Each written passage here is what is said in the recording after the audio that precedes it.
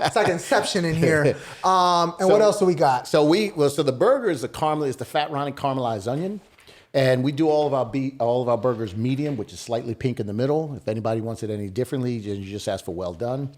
And then I brought you guys some fries. Our fries have a potato coating on top of it, so it gives it like extra flavor and extra crunch. And then the onion rings there, those are hand breaded onion rings. They're full size rings. You don't see any little pieces in there, God, that's beautiful. And they got a really beautiful crunch to them. And so about the burger too. All of our burger, it's Black Angus prime cut beef.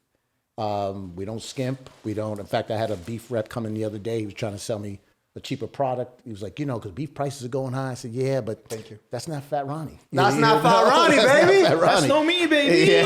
That's no me.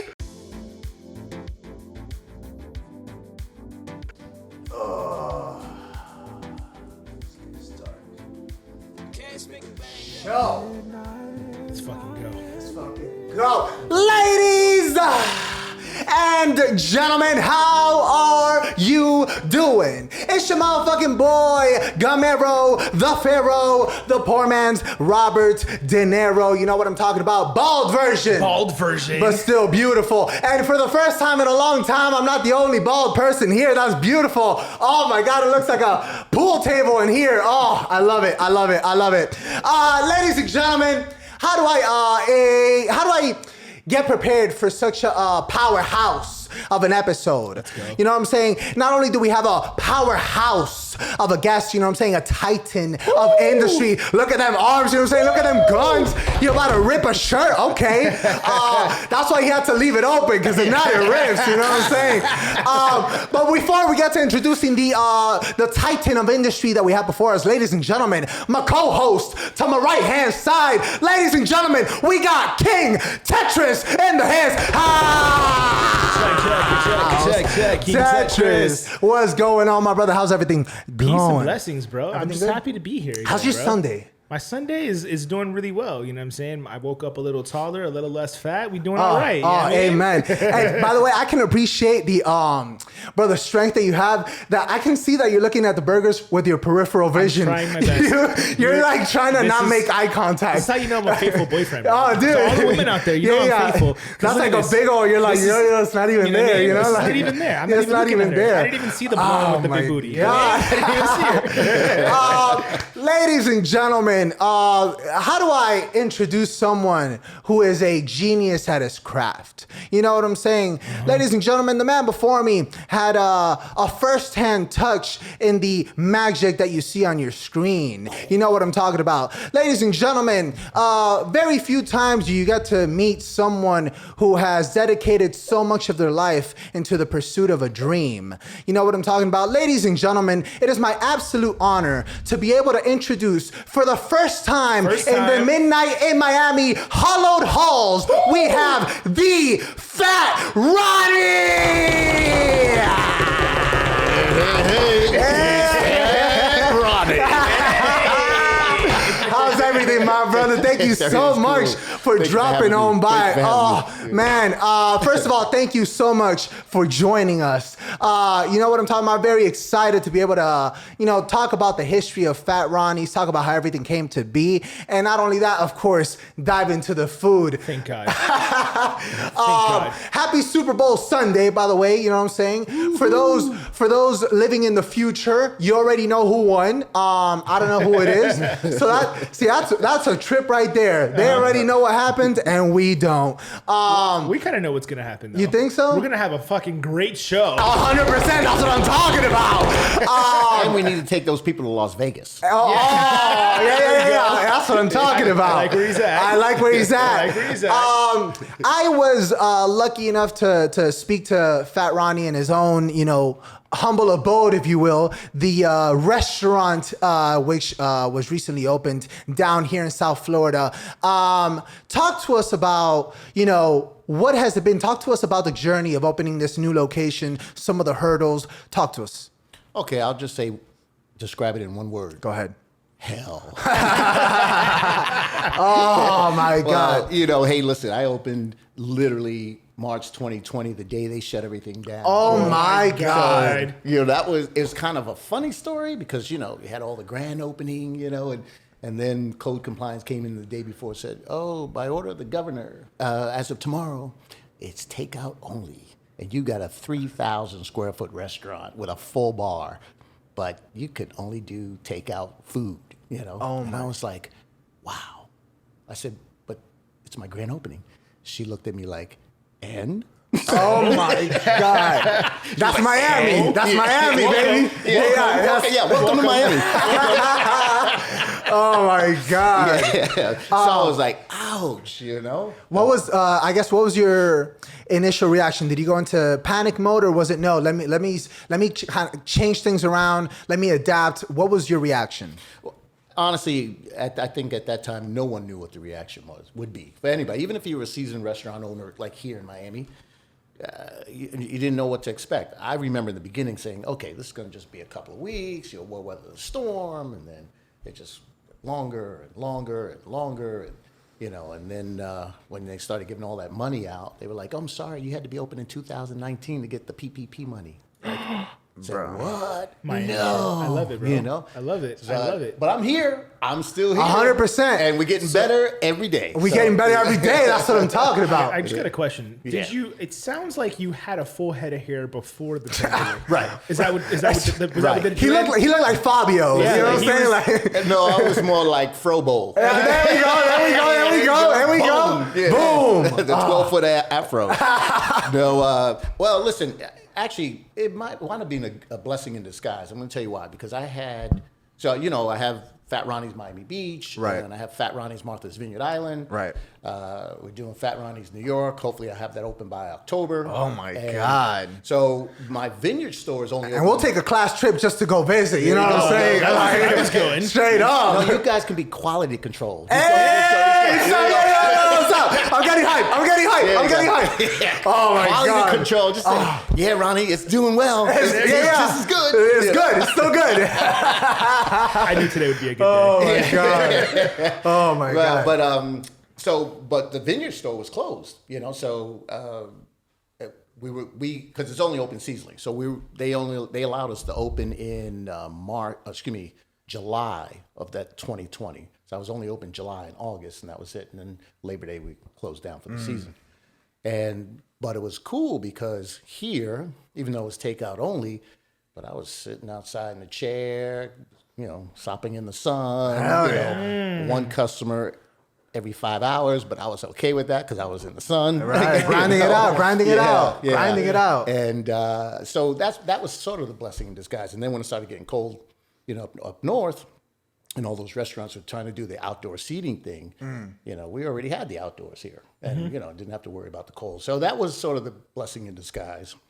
And I think it also allowed me to kind of iron out some of the kinks slowly but surely with staffing, with getting the same product here that I have in the north. And, you know, that was challenging. Was it? I mean, it kind of goes into sourcing. Was it difficult to find the same product? Was it more expensive? Did you have to change a couple things, or do you kind of refuse? You want to have the exact same thing? No, exact same thing. Right. You know, and so I just franchised the company in January. So, you know, you have to have, whether you're out in Las Vegas, California, New York, Miami, the product has to be the same. And that was the difficult part. So, yeah, some of the things are costing me more. But it's the exact same product. So, for instance, the bread, the company that I use, they make this specifically for me, and the company is located in Massachusetts.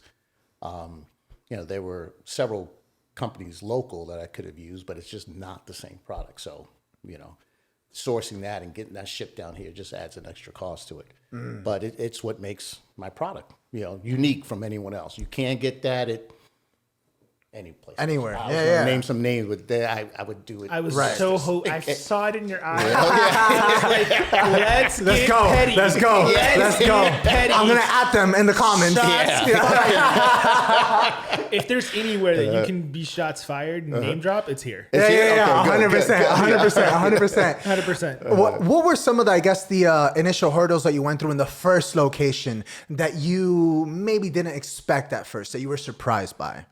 I think first of all, you have to go back since I was 6 years old. So I've been in the restaurant business literally since I was 6. I worked at my grandmother's restaurant in Maxine's in Harlem. And we want to, we want to touch upon the 5 generations, Right. Wait, before we dive in, can we get like a nice little like A&E true Hollywood story background? Right. Like, can we get, because you said something, and they might not know. So like, let's get like a nice little synopsis A&E. Right. Fat Ronnie was born in and then like let's go ascend to that. I would what's your Tinder profile look like? So is that after the witness protection program, or is that before? Yes. Exclusive. That's for the Patreon, bro. There you go. Well, as you guys know, but the audience doesn't. So I'm actually come from 5 generations of burger makers, and my grandmother was the first female union butcher in the country. Wow. Moreover, she was the first female black union butcher in the country. And, just some of the younger folks, they probably like, oh, well, yeah, that's no big deal. But if you knew back in the 40s, 50s, 60s, the butchers were all men, know.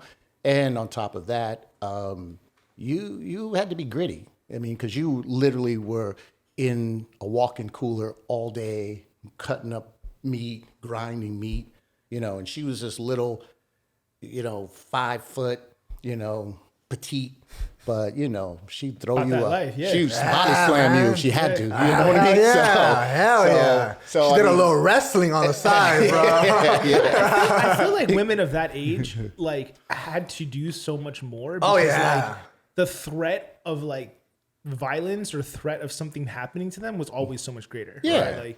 I mean, you had to be tough, and especially for her and living in Harlem and stuff. It was her surroundings were tough. Right. So I give her a lot of credit, and she's the one who started the restaurant business, and that's where I worked from when I was 6 years old. And I remember being inside the walk-in cooler, big walk-in cooler, and we call the meat locker. Right. In fact, if you go to Fat Ronnie's Miami Beach. That's what I was about to say. I don't want to, I don't want to let it out the bag or nothing. Ask about the meat locker. There you go. Anyway, so, but I worked there from when I was 6 years old. And then my father took it over and he ran, and in a 7-block radius, we used to own, in a 5-block radius, we owned 7 restaurants, bars, and butcher shops. Wow. So we sort of controlled the neighborhood, Hell yeah. Unfortunately, as the uncles and great uncles and grandmas, everyone passed away, all of us kids, we had our own careers, Right. So everyone went elsewhere. And I'm the only one to get back into the business. So I started Fat Ronnie's in 2013 on Martha's Vineyard. After being in the health club business for 20 years. I owned the health club for 20 years. Wow. Yeah. And I tell you, people are like, but why a health club? Well, if you're a kid growing up in the restaurant business, trust me, the last thing you want to do is open up a restaurant. Because it's hard work. That's your new wife, your new, you knew everything. Yeah, knew everything. So, and then when you ask about some of the hurdles on the vineyard, so since I grew up in the industry, I knew what to expect. I knew it wasn't going to be like a party and, a walk in the park. So, but the hurdles that I did have to deal with really was staffing. And that was that was the one thing I think for me, like, was most surprising. It surprised me when you were telling me about it. Yeah. I mean, like finding the right people to work. It wasn't even that. The brand, finding people anyway. It was like, people come, do you have a heartbeat? Come on, you're hired. I mean, give you an example. We had, I think it was 2016, 17, we had 125 applicants. 2016, 125 applicants. We had 4 of the applicants were American. And then everyone else, were foreign. So you deal with a lot of, language issues, language barriers, that kind of stuff. And I remember I'm going, tout my stuff a little bit. Come on! I remember sitting down to dinner with Barack Obama, Yes. Okay. And I'm not even exaggerating that. That's not a name dropper, no. I was going to ask about it. I saw it on the IG. I was going to ask about it, Yeah, and he was like, oh, so how's business? I said, good, And then he said, so I hear you're having some staffing issues. And I said, yeah. he said, he said, what do you do? What do you do about it? I said, well, we hire J1 and H2B foreign workers, you know? And he's like, why don't you hire American? I said, because we had 125 applicants and only 4 were American. And we hired those 4 American, but they didn't even last 2 weeks, you know? I said, but forget about that. It was just the law of attrition, you know? I mean, so he decided he had turned to his best friend and partner, Broderick, and said, hey, listen, well, you know, maybe we could do something with his nonprofit, you know, My Brother's Keepers, and in joint venture with Fat Ronnie. So they brought kids from the inner city to the vineyard. They worked for me. And, you know, that didn't turn out too well, you know, but the concept was good, you know, and a lot of those kids just had too many issues to overcome. And so I wanted to be in like a psychiatrist / babysitter / you know, so you right. know, So really, he's just a man of the people. Yeah. Essentially, He's trying to humbly say, he's like, listen, I got your back. I can feed you. I can scratch your back. I need you to go ahead and do this real quick. Right. I sat down with my buddy Barack. Do you know? Do you know? Are you aware? We call him B. I'm kidding. Oh my god! I love that. I love Oh that. My god! I love that for you. But when I looked at your Instagram, I thought it was interesting because like, so Michelle Obama and my mom are in the same sorority. Oh yeah. Oh, nice. So like, I remember one time she name dropped it like just like that. It was like she was what was it for the inauguration? It was Camilla Harris. She's in the same sorority as well. So I'm like, Mom, what are you doing? She's like, oh yeah, I'm just gonna go up to DC. And it didn't click to me what she was talking about. She's like, yeah, I'm just gonna go to DC. And I was like, all right, cool. And she's like, oh okay. And then I see her and I'm like, what? Are you on Capitol Hill? What are you doing? She's just like, yeah, I'm here with Michelle. Right? Oh, okay. And I said, who the hell's Michelle? And she's like, yeah, like, you know, Michelle Obama. And I'm like, so when did you just easily, like, you guys are friends now? Like, you call her Mitchie? Like, right. Like, Mo? Mo? Like, are you guys having Tupperware parties? yeah, or like what? I'm just like, I'm like, Mom, can you talk to somebody about forgiving student loan debt? What's going on here? Wow. No response. But that was awesome. I saw it on the Instagram and I was just like, I would have loved to be able to fly on the wall and really understand, like, because all the interaction that I've seen from, you know, my mom, her friends. My mom was she works in politics as well. So all her friends are really, really tight on that level. Every single story I've heard is that he really is as down as he seems. It sounds like it. No, it's true. It's true. In fact, it was sort of weird to me because, you know, I'm viewing him. I'm sitting literally across the table as close as we are. And he was talking to me like if we were buddies from high school. Really? And, you know, but I kept, in my head, said, oh, this is the president of the United States. Wow. You know, so it was Wow. the executive office. Right. So what did the president order? That's what the viewers want to know. Right. We want to know what the president ordered. That same thing you eating today. The Fat Ronnie. Yes! Oh my God. So So it's a presidential burger. Well, I was going to say it's the caramelized onion Fat Ronnie, but for today we're going to call it the president's burger. Oh my God. I like that. And just so you know, I don't know if you meant to say it this way, but we're basically going to be on the next ticket, right? Yeah. On the next presidential ticket. Yeah. Got my Because vote. you said Barack had this, i.e. we're going to have this. Barack became president, Facts. i.e. Yeah. we could become That's president. true. and VP, I'll be your right? vice president. Thank you, man. And 100%. you know, and that could be my new marketing campaign. You eat this, and you too can be president. That's Yes! genius. Come on. That's genius. Who would not buy that? 100%. I would buy it. I would buy it. I'm excited. Oh my God. so There was excited. one thing that you had mentioned that I do kind of want to ask. Out of the 4 Americans that did apply, you said that they lasted around 2 weeks. Why is that? Yeah, you know, listen, I mean, and not to sort of discredit my own peeps, but I think a lot of times, especially, you know, some of these kids grew up with, you know, a little, you know, being a little too spoiled. So, and don't know the value of true hard work, you know, and Fat Ronnie's, especially on Martha's Vineyard, I mean, listen, we sell 700 burgers a day. That place is packed from the minute we open. There's a line till we close at 2:00 in the morning. So you got to be on your A game 24/7. Yeah. It's not like you could sit around and say, oh, okay, well, let me just kind of, we've got 20 tickets up there. Oh, okay, I'll just look at two of them, you know. So, Right. you know, it's tough. And I take off my hat to my staff because the staff I have now in both locations. Grinders. Yeah. I'm a hard worker. Man, I was there. They bust, legitimately care. They care. Yeah, they do. care. They do. And it's not just one or two. It's like my whole staff. You know, granted, I went through a lot of firings, but Right. yeah, but they do a great job. You know? Wow. I actually took the time to look at the reviews, right? Yes. Right. I told them the same thing. And by the way, we didn't even know we did this before. Oh, really? Yeah. It's just like, Yeah. this is how we're gonna change the world. 100%. We're gonna pick our cabinet, and we're just in unison all the time, sir. You remember the God. movie Time Stoppers? That's what this feels like. 100%. 100%. So I was reading the reviews, and I was like, my God, this is like incredible, right? There was like there was one person that said that they got something wrong on their order. I saw someone respond saying, next time you come in, make sure you let us know. We'll get it fixed up and all that other stuff. And I was just like, man, Right?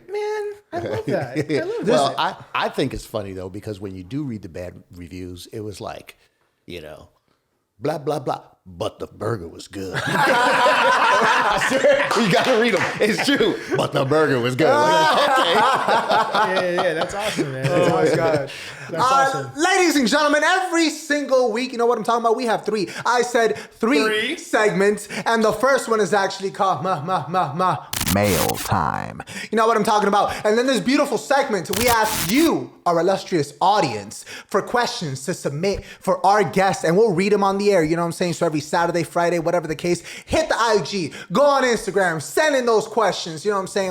We'll read them on the air. And here we go. Yes, we can, in the words of Barack. There we go. I like it. All right. We kind of briefly touched upon this, but what are the two biggest differences in your two locations? Size at this point doesn't matter, but Ah, but it is size. you heard it here first. You hear that, ex-girlfriend? You hear that? Big guy shouts. said it. Big shouts. But it really is size. So on the vineyard, my location is 600 square feet, which is probably the average one-car garage. Wow. So here, and we don't serve any beer or alcohol. Here is 3,000 square feet. Plus, we have a full bar, and but believe it or not, the menu is exactly the same. There's only one difference here. We just added like 2 weeks ago, create your own salad. So to healthy up the menu a little bit, because we are in Miami Beach, everybody's Right. bikini and speedos. You know? Yeah. I was gonna ask how. And it's been a great hit. I mean, I was like, God, I wish I had room to do that on the vineyard, but it's 600 square feet compared to 3,000 square feet. Right. But that's it. But the product is the same. Like I said, it took me a while to source everything, but yeah, we do it. We do it. Love that. Second question from our Mail Time segment. What is your personal favorite item? All right. So I am Fat Ronnie. Oh yeah. Oh yeah. Wait, before he answers this, he's Yeah. it's like asking a parent who's your favorite child. Yeah. Right. Yeah, it is. It's you're All right. my children equally. And because people ask me that question all the time, and to be honest, there's not that many things on the menu. For example, the first 5 burgers on the menu are all Fat Ronnies. It's all the same burger. They just have different toppings: bacon cheddar, caramelized onion, provolone, and roasted red pepper. I mean, so yeah. Oh, God. But honestly, that's because that's what I know how to do. Yeah. I know how to make a really good chicken wing. I know how to make a really, really, really good chicken tender, and I know how to make a hell of a burger. So. People are like, well, why don't you do this grilled cheese steak? Because I don't know how to do that shit. I do what I do best. Anyway, so that's that. Okay. So I don't really have a favorite. Okay. In fact, but I'll tell you this quick story. Yes, please do. So the bacon cheddar we have, I've had that a zillion times and stuff like that. And then here we started adding egg on top. So one morning it was like 11 o'clock. I know. And I was like, do I feel like breakfast or do I feel like lunch? Breakfast or lunch? And I was like, you know what? The Fat Ronnie bacon cheddar. Okay, let me put the egg on top. And it was the first time I actually had, believe it or not, That's my favorite burger on all. Oh, really? Yeah, it was the first time I even had egg on a burger, period. Oh, wow. And it was mine. And I swear I was telling one of the chefs, I was like, Game changer. oh. Game changer. Yeah. I was Game like, changer. it was just like out of this world. And thus the day we put egg on the burger. Because we haven't done it before. I know people do it, but and the only reason why I didn't do it, or it took me so long, is just because we're so busy up there. It was hard to kind of like start adding stuff to it. You know? Right. But anyway, it's added. And Wow. Can I tell you my burger fail story? What's that? I feel like you're gonna laugh at this, but in my head, quarantine made me into a chef. Okay. So it's not funny, sir. Sorry. It's not funny. I'm You looking for sorry. a job? I'm sorry. Fat Ronnie's hiring. Shameless plug. Yeah, there you go. There you go. So it made me into a chef, what I thought, right? So like I had gone through, and I lived by myself. So I was like, I'm by myself all the time. I need to get fired up about my day, right? So like I would plan out these extravagant like brunches by myself, right? So I'm like, okay, cool. I'm going to make burgers. So I get the, bison meat, get all that going. And I was like, you know what? I want some cured bacon. Get that, chop it all up. Get all my ingredients, a little shredded lettuce. God, Shredded lettuce, make my little sriracha mayo, all that stuff, right? you're using ingredients, bro. No, like I found this recipe on delish.com. Shout out to delish.com. we looking for that sponsorship. You know what I'm saying? Give us the bag, bro. Like, what's up? We need the bag. That's what I'm talking about. So I get everything going. I completely misread the directions. Okay, completely misread the directions. So like I'm on the phone with my dad, and my dad is an amazing cook. And I'm like, Dad, is it Worcestershire? What's the like proper pronunciation of this? Yeah, what is It it? is Worcestershire Shearer Sharsh. Okay, yeah, that's what I was like. Yeah, that's what it sounds like. You got Worcestershire Shearer Sharsh. Yeah. So I'm like, anytime I say the words, my dad says it different, and then I'm like in the store, and they're like, what? And I'm like, damn it. Right? It is Worcestershire. Okay, there you go. Wow. There you go. And it just rolled off the tongue. Notice Wow. I didn't repeat him. Notice I didn't repeat him. I just took it like But yeah, no, that's it. So whatever, I put everything together, get the little rock salt, the pepper, the seasoned salt with the sauce or whatever, get everything going.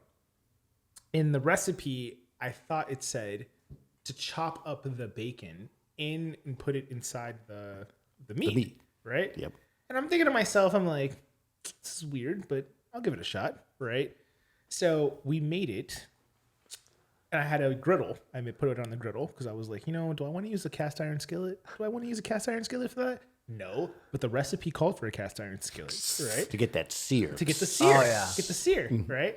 And apparently bison meat cooks differently than like ground beef or chuck. I would have known. I don't know these things. Me Okay. neither. He's looking at me like, come on, bro. Well, that's common sense. Come on, bro. Rookie mistake over here, right? So I'm putting it on there, and then on like the little thing, it said that like they put like a cup over, not a cup, but like a bowl over the burger. Yeah. So I'm thinking to myself, I'm like, Just terrible. But again. all right, bro. Like, all right, cool. So I had the fries already being made. I had everything already ready to go. And then it said, it's like you're supposed to like put an ice cube on it apparently. Like, I was just going to say that's. Okay. Yeah, go ahead. okay. See? Yeah, he's like, We're gonna eat it down. Yeah. Well, they want you to cover it and put the ice to create some steam to put moisture back into the burger because bison is it's a low Dry? fat. Yeah, yeah. Well, once you cook it, if you overcook it, it's going to be dry. Well, 'Cause welcome. It has a low fat content. So. Welcome to my burger. Welcome to my burger. So I got Was it burger or hockey puck? It was basically both. Oh, okay. It was like I was eating a burger with the Mighty Ducks. Oh my God. Me and Gordon Bombay was killing it. Notice I said Disney, we need the bag. Yeah, bro. we do. We need the bag. Hell yeah. So I didn't try it, right? I took a little side. I was like, all right, cool. It's like the perfect temperature. I put it on the burger, get everything going, and like the cheese looked good. Everything looked good. And I took a bite of it, and I was chewing it for 3 weeks. It was God, you have to go to the dentist afterwards, huh? and everybody on Instagram was like, oh my God, that looks delicious. It looks so good. I was like, yeah. Meanwhile, whatever. you were like, I was like, Uber Eats, please. So that is one of my burger stories that I completely like failed miserably. What did you learn from that story? Delish was misleading, but I did realize that I do need to follow directions like implicitly, down to a T, like or call Fat Ronnie's. There you go. There you go. That's the moral of the story. That's the moral of the story. Today is pre-Valentine's Day in 2020. Camera one, I just want you to understand. Today is the day I will stop making burgers. I will only start going to Fat Ronnie. That's what I'm talking about. I like that. I like it. Okay. And then the last question, and I do want to ask, like, if you have any, and we'll get to them after the last question from our mail time segment. But yeah, some of those like misconceptions about making burgers. Is the ice a real thing? Should you cover it? These little things that you hear online that maybe aren't true. But before we get to that, last question. Which opening was more difficult for you from your two locations? It had to be Miami. Yeah? Yeah, it had to be Miami because it was, if someone, I remember kind of looking up like, what the hell is a pandemic? Right. So not knowing what to expect, new location, 5 times, 6 times the size of my previous location.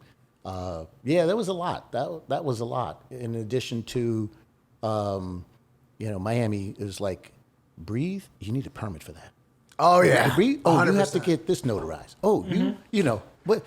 For our sign, we just got a sign. Believe it or not. So now we've been open for 2 years. Almost 2 years. And so we just got the sign up not even a month ago.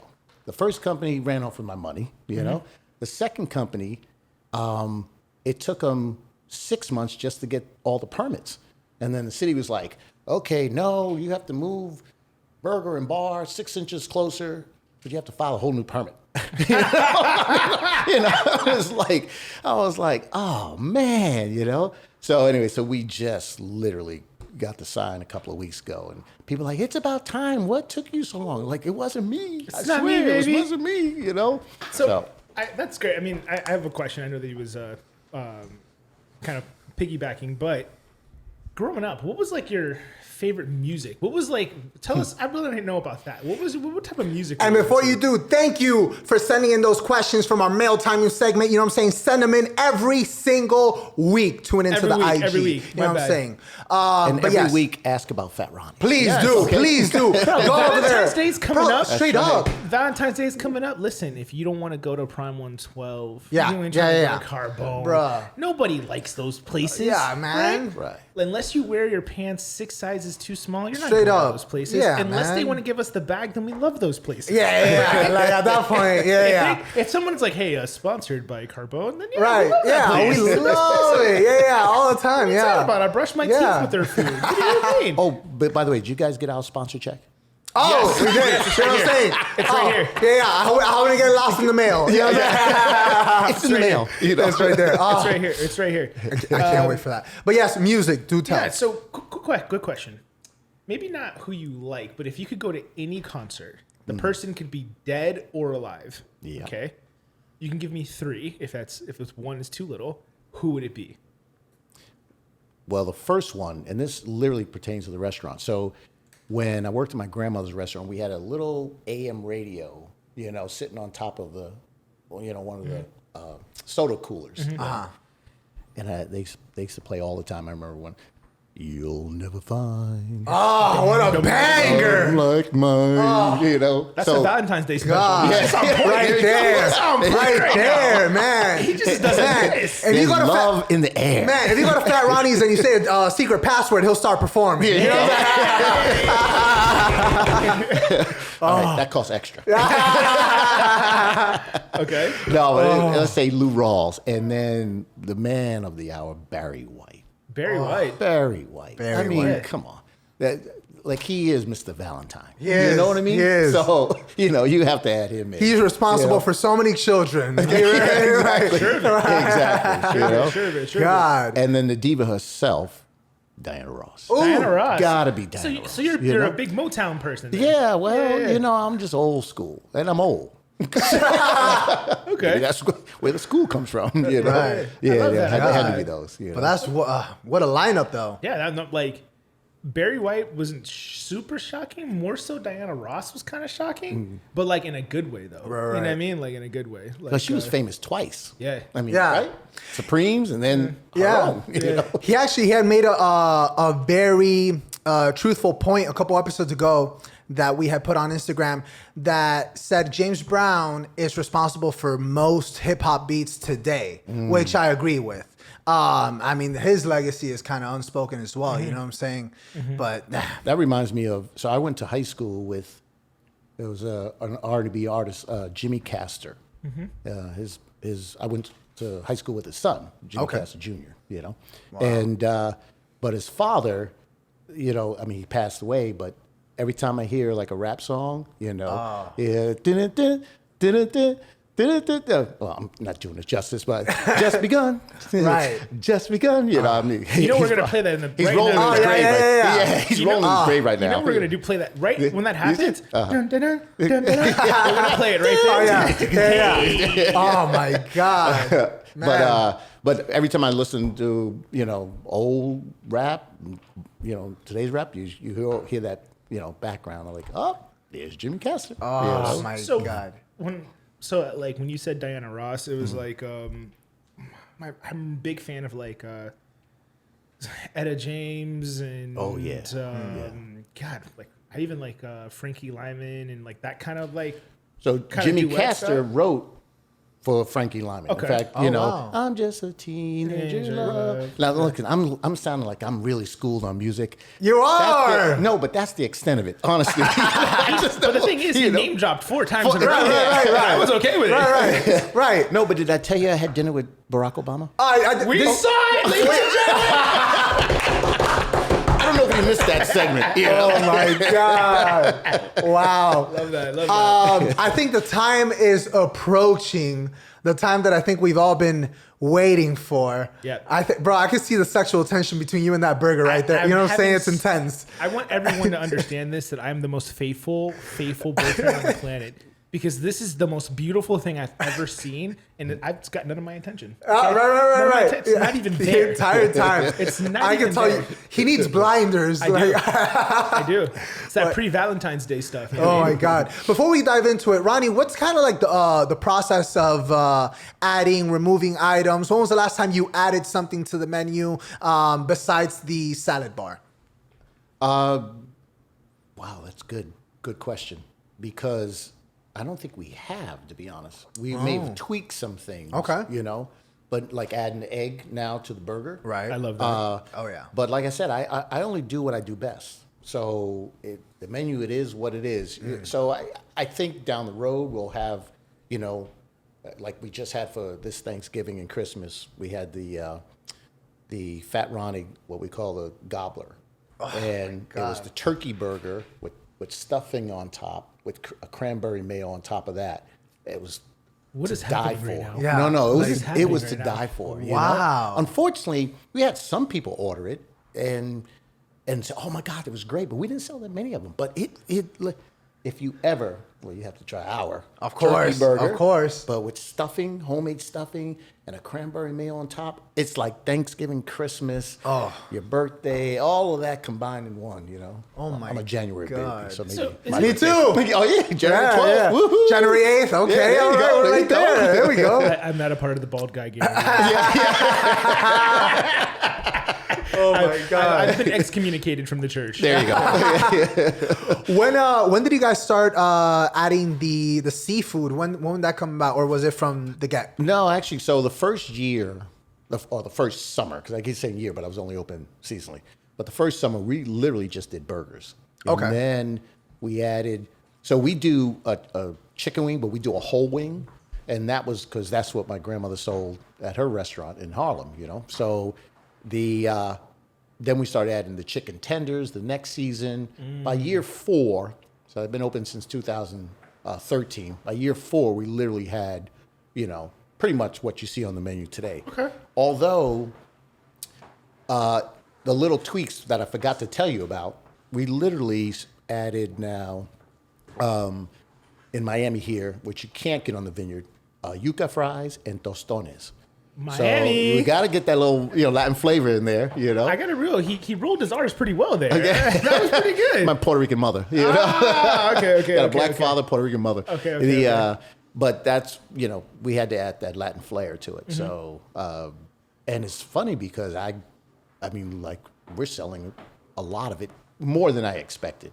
But I'm like, one of my managers was like, Ronnie, you are in Miami. Yeah. Did you expect something less? Yeah. And yuca fries, all that is really good. And we make a special sauce just for those two things. Does it have garlic or cilantro in it? Can't tell you, but Damn it! But I was hoping for the second exclusive.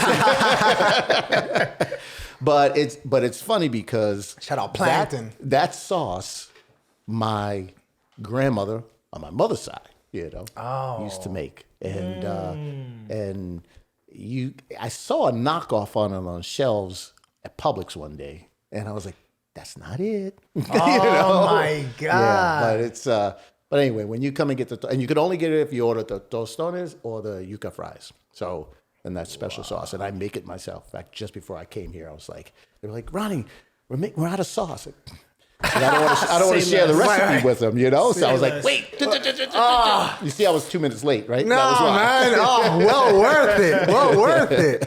Oh, my God. Before we dive into the food, we do have a segment to dive into as well. Let's do it. You know what I'm saying? Ladies and gentlemen, every single week, you know what I'm talking about? We have three segments, and the second one is actually the movie request of the week. You know what I'm talking about?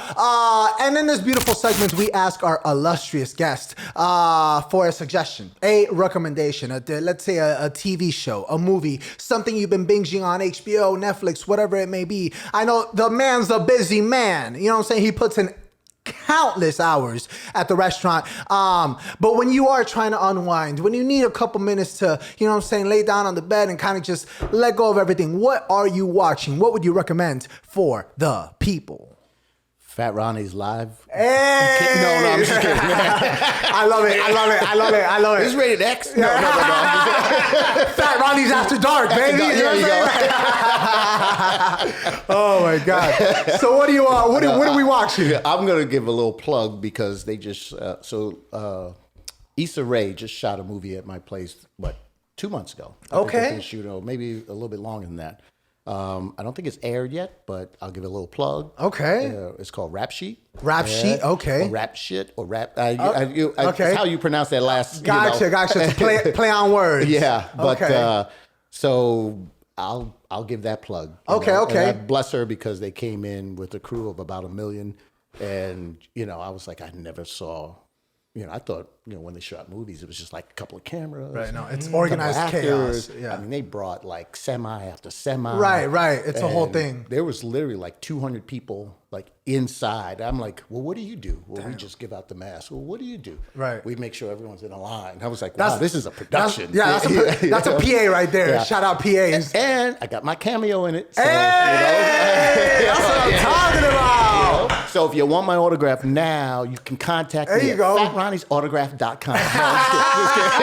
The man's got an IMDb, you know what I'm saying? Energy, I love that. Oh, I love that. Man, you got to get that craft services contract next time, you know what I'm saying? Yeah. You know what I'm saying? Hell yeah. That's next. That's what I'm talking about. Any other movies, any other TV shows that you want to plug in there, or are you good? I'm good, and unfortunately, I don't have too many movies. No, I totally get it. Because while everyone's watching movies, I am grinding. And speaking of grinding, Tetris, I think we're about to grind up on this burger. You know what I'm saying? Because I'm very ecstatic. Are you ready? I've been silent for the last 5 minutes. I've literally just been sitting here just okay. It's saying let's dive into it. Tetris, do you mind doing the honors? Sure. So as we go through this, right? Yeah. Is there like a way or a process we should go for, or just like what are we diving into? So all right. So what you've got there is you've got and you guys can see this on the video that I am shooting on my phone. Boom. Look at that. That's POV. That's Juan POV. That's another Juan POV. Oh my God. It's like Inception over here. The bald amigos. The bald amigos. It's like Inception in here. And what else do we got? So the burger is the Fat Ronnie caramelized onion. And we do all of our burgers medium, which is slightly pink in the middle. If anybody wants it any differently, you just ask for well done. And then I brought you guys some fries. Our fries have a potato coating on top of it, so it gives it like extra flavor and extra crunch. And then the onion rings there, those are hand breaded onion rings. They're made with full-size love. rings. You don't see any little pieces in there, God, that's beautiful. And they got a really beautiful crunch to them. And so about the burger too. All of our burger, it's Black Angus prime cut beef. We don't skimp. We don't. In fact, I had a beef rep come in the other day. He was trying to sell me a cheaper product. He was like, because beef prices are going high. I said, yeah, but thank you. That's not Fat Ronnie. That's not Fat Ronnie, baby. That's no me, baby. Yeah. That's no me. So, but that's a prime cut, and the only way you can get that beef is usually if you go to a high-end, restaurant or pub. Oh yeah, because 100%. it's a quality burger. Yeah. And then also too, so people who don't know, so we're a create your own. So when you come into Fat Ronnie's, you order your burger or fish sandwich or chicken sandwich. We have over 32 different toppings, and you can add anything from guacamole to pineapple to carrots, whatever you like. Meanwhile, you guys are like drooling. Oh yeah, we're excited. We're like, take the reins, talk. Yeah. That's why they're silent. Yeah, you want to be host? Oh man. Oh, we are excited, and that's the understatement of the year. I'm so happy. Bro, you want to split this chicken tender? Yeah. So you guys, I know we're on air. Yeah. And I know it's live. It's live. But you can be honest with me as honest can be. Will do. If you think something like, that was okay, you just say it was okay. Never that. If the burger is just, I'm cool with that. I'm not one of those guys who are like, oh man. We'll be honest. I like criticism because it just makes me better. And also, to be honest, I'm also confident in my product too. So I'm like, just tell me what you really think. Yeah. I think That's like extra. Would you say there's something extra on the fries? Yeah, it's a potato coating. Just it gives a little extra crunch and flavor and stuff like that. And that chicken, antibiotic free. The beef is antibiotic free. No added hormones, and nothing's ever frozen. The beef or the chicken. Okay. See, here's the thing. You were no.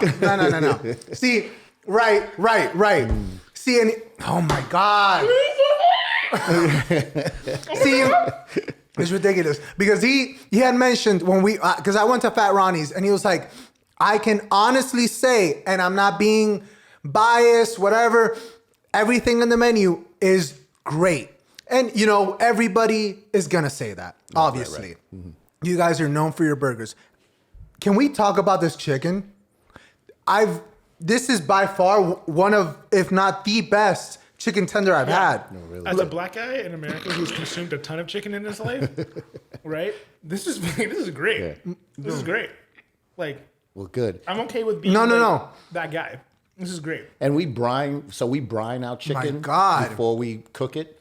And on top of that, it's all antibiotic free and it's all natural free range. So that, I tell people when you go to the supermarket, don't get all the frozen cheap, go get the better, all natural stuff. It tastes better. It's pricier, but I mean, if you don't care, if you care more about the taste, I should say, don't worry about the price. Right. Oh my God. How long did it take you to find that balance? How long did it take you to make the chicken tender? That is phenomenal, man. It's going to be really hard for me when I eat anything else. No. I'm going to get another one. But that literally goes back to my grandmother because she was old school. Like the beef blend that we use is literally the blend that she used to use. My God. And then the same way we make the chickens, the same way she used to make the chicken. Same time, bro. We got to do the same time. There you go. That's true. Unison. You ready? Here we go. Like synchronized swimming. Here we go. 1, 2, 3. It's like that lollipop. 1, 2, 3. Okay. Yeah, that's what I had. Yeah. This is, my God. Silence. It's silence. Oh my God. Silence, Well, it's so funny because just what you just did a second ago, every time someone comes in and eats the burger, I'm always joking around with the staff, and I'm like, watch, just give it 2 seconds, watch. And they all do the same. They bite the burger, and then they go. It's the head nod, you know? Oh, yeah. So we're doing a commercial now. Oh, my God. And that's what it's just going to be biting the burger, and people are like, we're gunning, that says it all. We're gunning for a Disney show, kind of like Sister, but brother. So, you know, shout out Tia and Tamara Mowry. What do you think, King Tetris? I forgot where I was a little bit. Yeah. I forgot where I was a little bit. Right. I was like, is this fentanyl? What's happening? Oh my I God. completely forgot where I was. And Like an out of body experience. This is phenomenal. Oh my God. Absolutely. I'm glad you guys enjoyed it. No. Enjoying it is an understatement. I'm having a religious experience over here. Oh my God. Good. How long did it take for you to find that perfect balance for everything? Because like you said, everything is great. Normally you have a place that's known for something, you go for that. But the chicken tenders, everything is just astronomical. Like it's blowing me out of the water. Well, I'll tell you real my inspiration was from Tetris. You know, when he told me how he made his burger, I was like, you know what? I gotta beat that.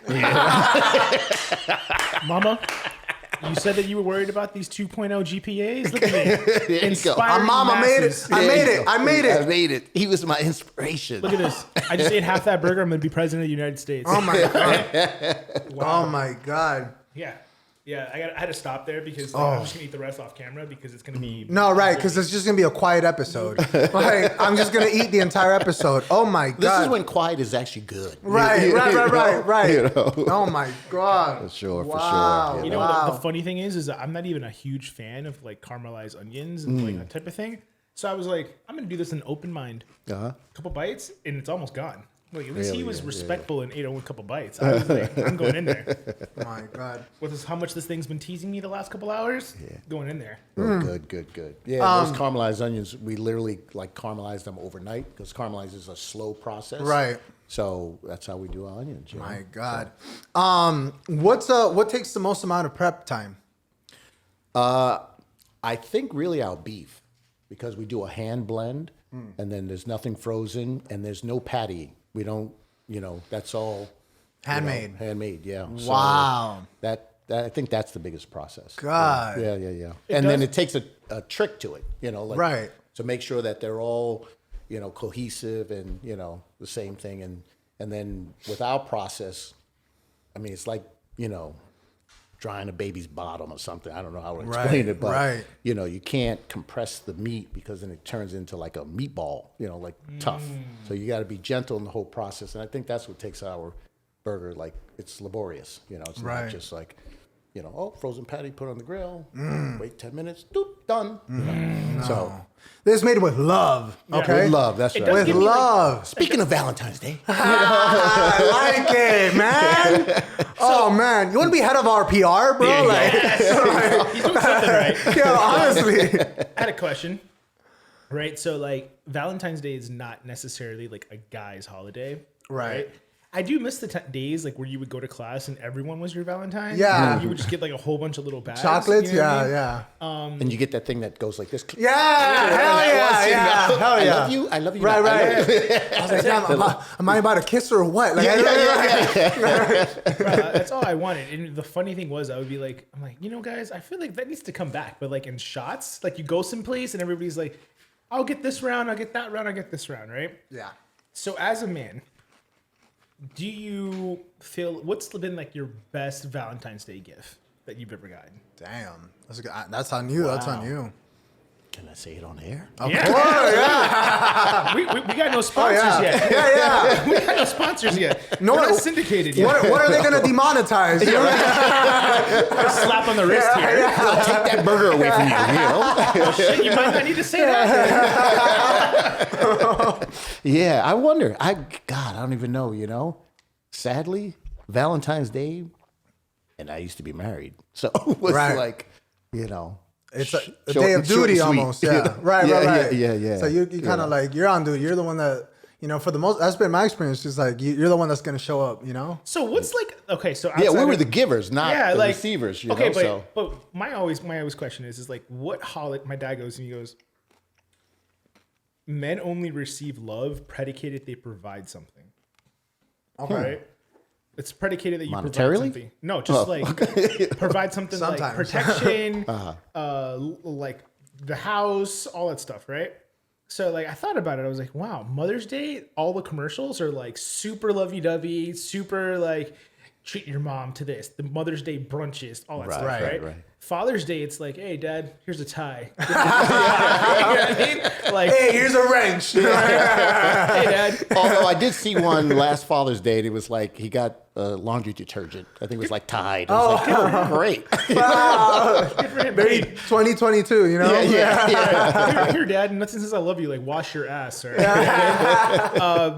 I always thought about it. I was like, I wonder what you know, the balance is between that. And I know we talked about like good burgers, and I feel like relationships are kind of like a sandwich, right? Like you got like admiration on one side, right? You got respect on the other, right? And then there's like a whole bunch of other things that make it a great Ronnie's burger. And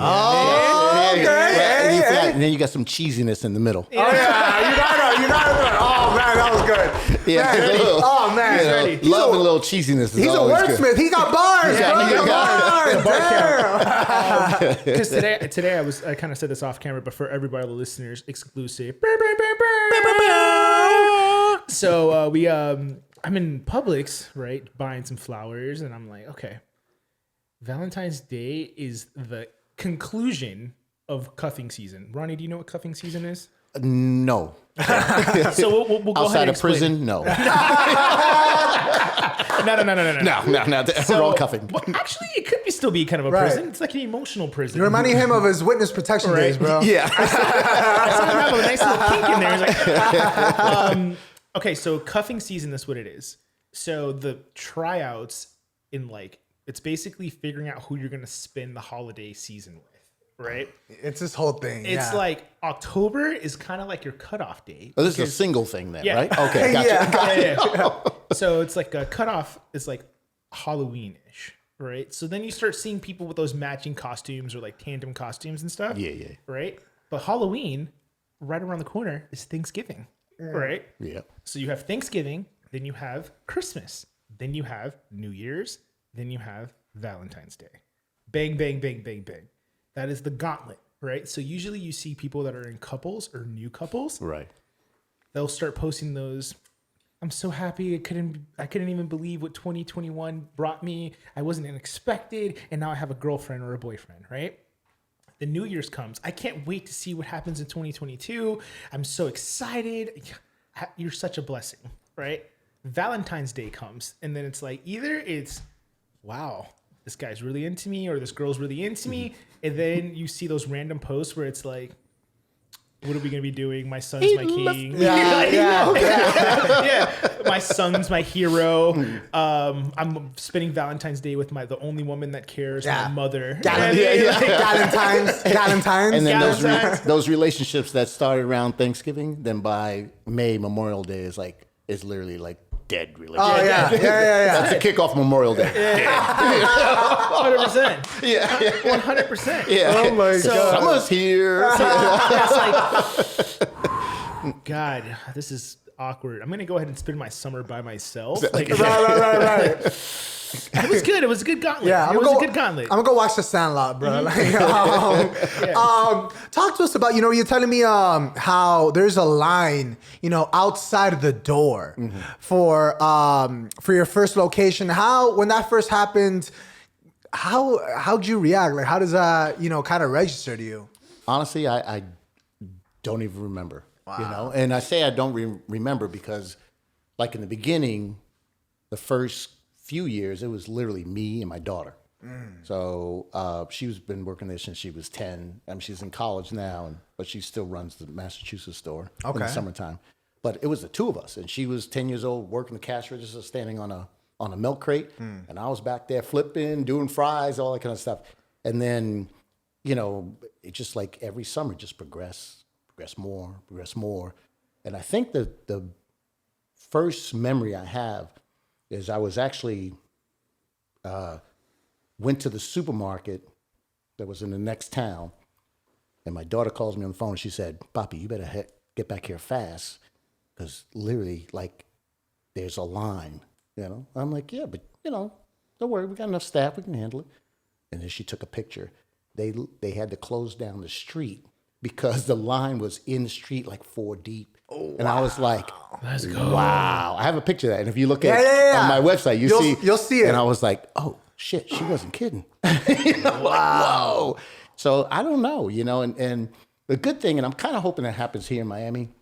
So I'm located on Lincoln Road, but I'm on the west side of Lincoln Road. I'm right on the corner between West Ave and Lincoln Road. Mm-hmm. And I chose that specifically because it's more neighborly. Yeah, that's the residential side of Lincoln. Right, yeah, exactly. So, and that's how we started in the vineyard. Like all the locals started coming to us. And obviously the locals, when the tourists came, they were like, oh, where's a good place to get a burger? Like, oh, you got to go to Fat Ronnie's, you know? And so, I love that local, you know, like even here in Miami, as you know, you would think as big as it is and how many people, tourists come here and stuff like that.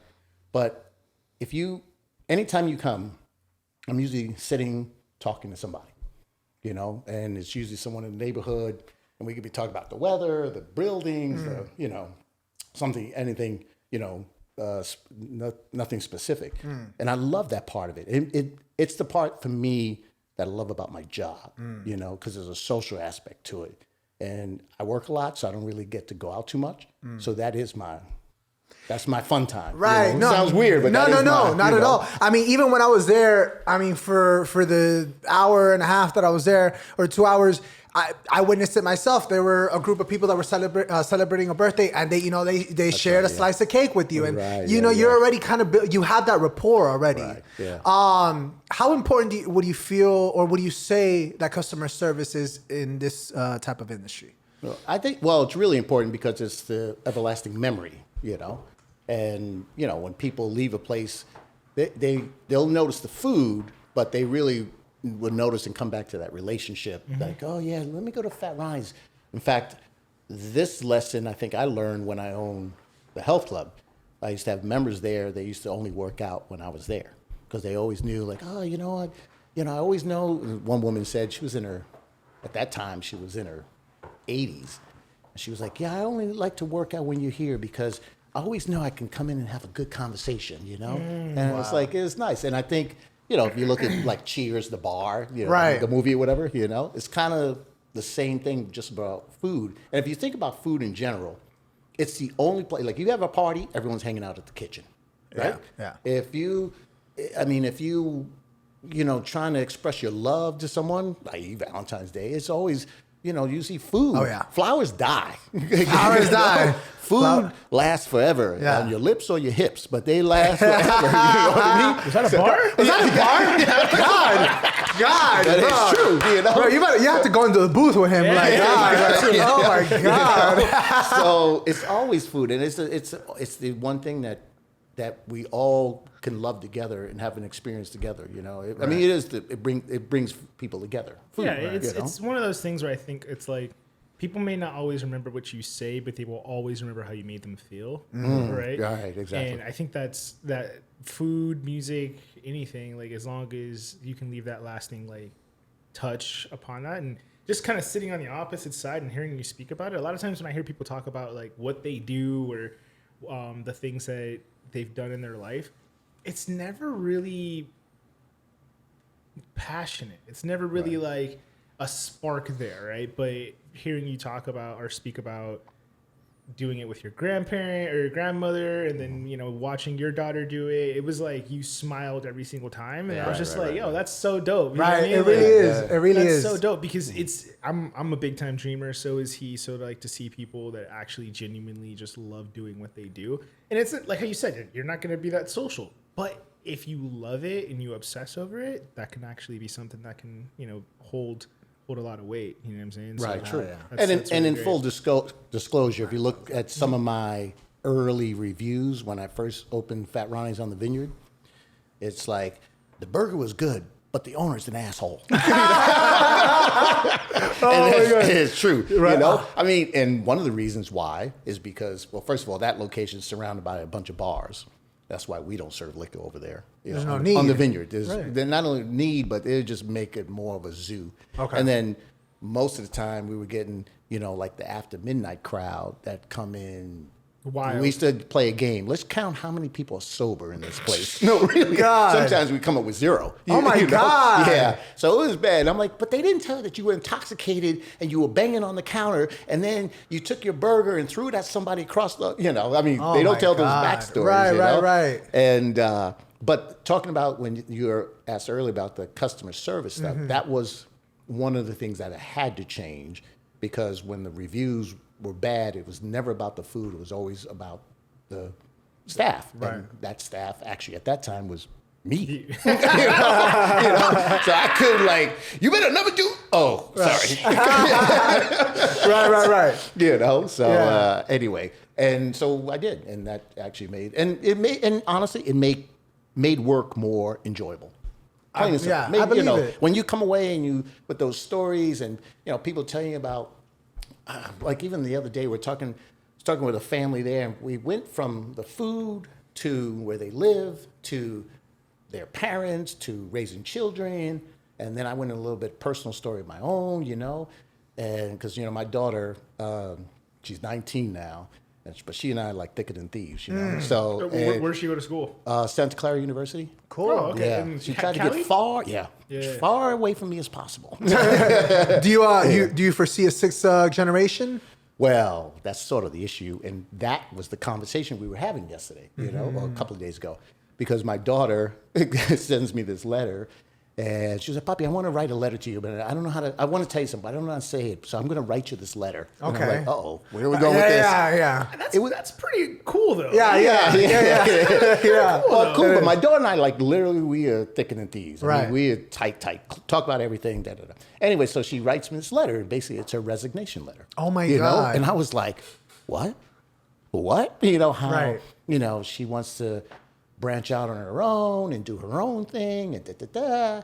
And so after I read the whole thing, I was like, okay, I'm cool with that. You know what this means now? More credit cards. Oh my God. And the first thing she said was like, but why?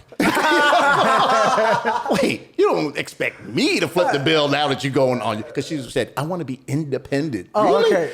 Okay, I'm cool with that. But you know what that means? My cards are going to be independent too. Oh my God, I love it. That was one of the best conversations I had with my parents. I was like, coming out of college, they were like, oh, we're going to hook you up with this job. And I was like, no, I don't want to do that. And they were like, well, okay, you sure? Yeah. You sure? And I was like, yeah. And then they were like, okay, so that car, all that other stuff, you're going to have to go ahead That's and going to come up go with that. to. Yeah. And I was like, wait, hold up now. Wait. I didn't read the fine print. Wait. Hold up. Well, my daughter told me, she was like, don't worry, mommy and I have figured it out. I'm like, wait, the mommy, my ex-wife, who took me to the cleaners, that's not a good consultant. I think that's a really bad attorney you have.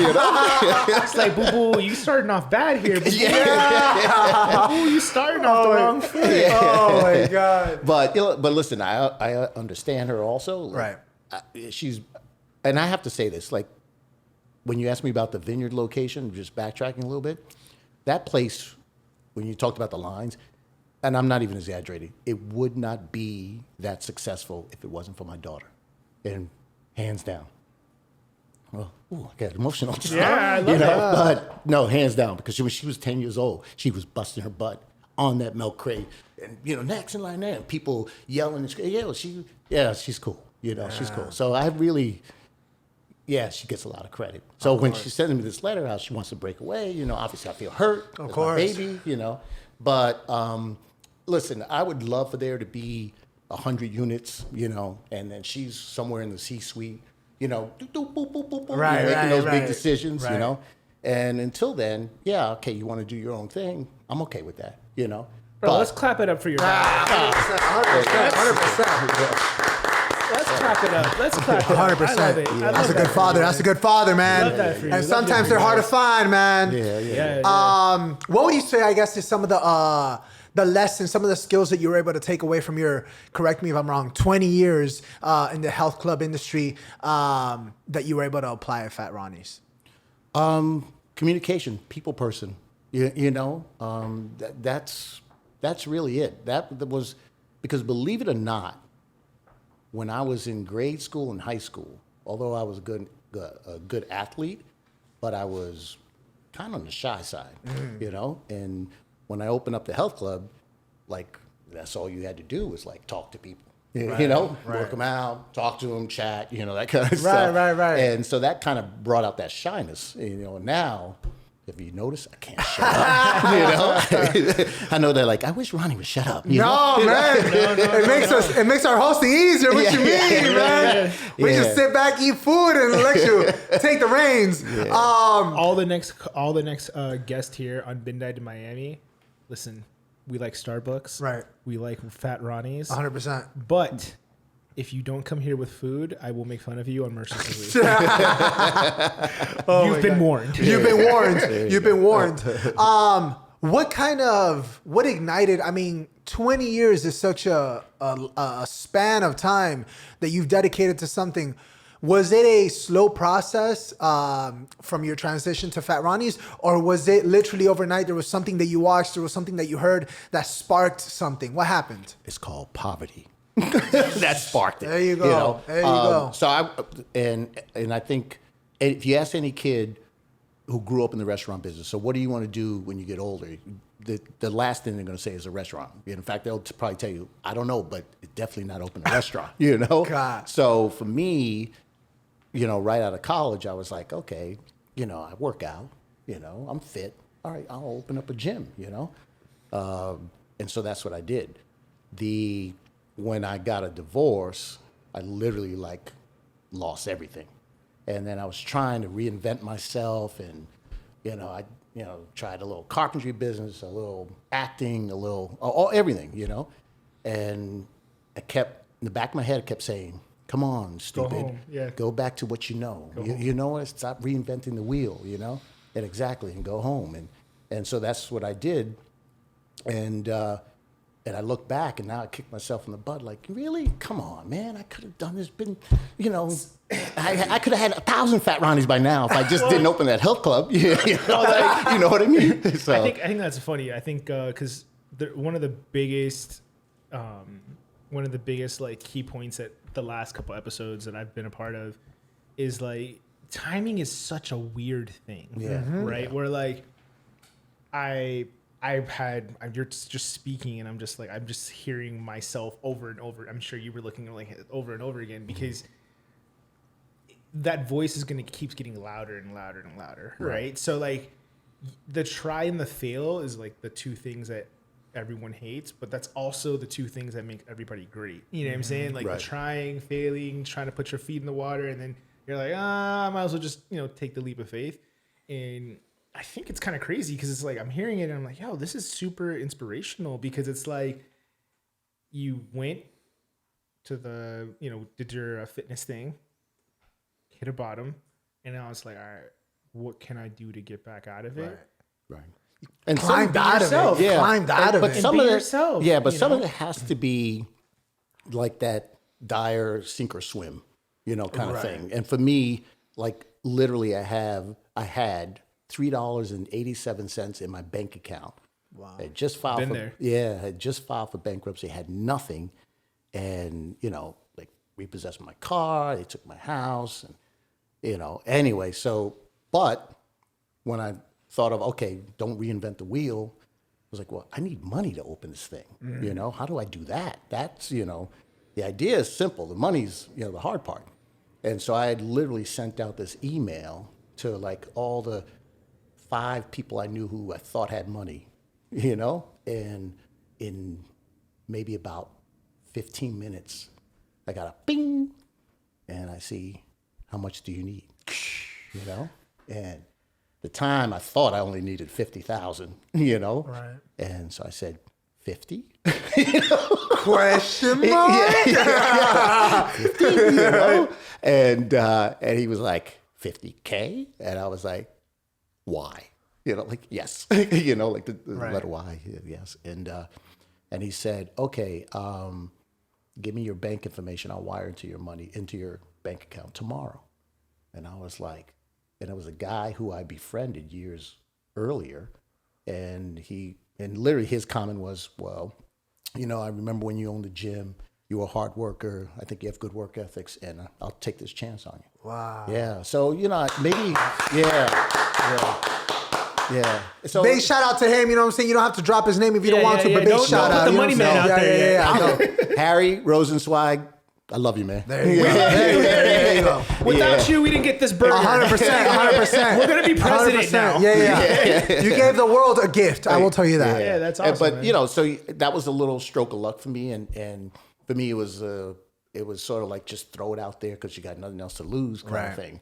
And but I think in life too, you have to, like, doors open, you have to walk through them. Like, I look at my mother, who's a great woman, but she had a lot of doors open, but she never walked through. And that's okay. She didn't want to walk through them. She was just happy with her 9 to 5, punch in, punch out. That's just not my personality, So the doors always open for me, and I kicked them, and I think that's what you have to do. So you have to be a little crazy, crazy meaning like, okay, I don't know. Like I signed, so just tell you, backtrack a little bit on that story with the Open the Fat Ronnies in the Vineyard. I literally signed the lease and owed this guy $250,000, if I didn't open.